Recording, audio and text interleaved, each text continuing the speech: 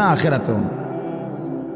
ইমাম শাফিঈ রাহমাতুল্লাহি আলাইহি বিশ্ববিখ্যাত মুজতাহিদ ইমাম ছিলেন, 4 মাযহাবের একজন ইমাম, ইমাম শাফিঈ রাহমাতুল্লাহি আলাইহি।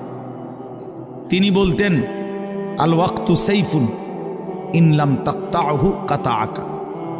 তিনি বলতেন, সময় হলো তরবারির মতো, তুমি যদি সময়কে না কাটো সে তোমাকে কেটে ফেলবে।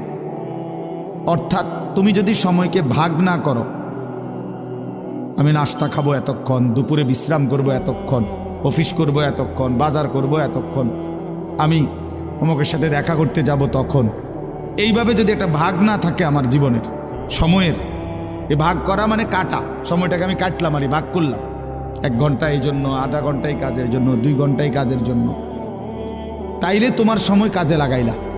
আর নাই তো সময় তোমাকে কাটতে কাটতে, মানে তোমার উপর দিয়া পার হইতে হইতে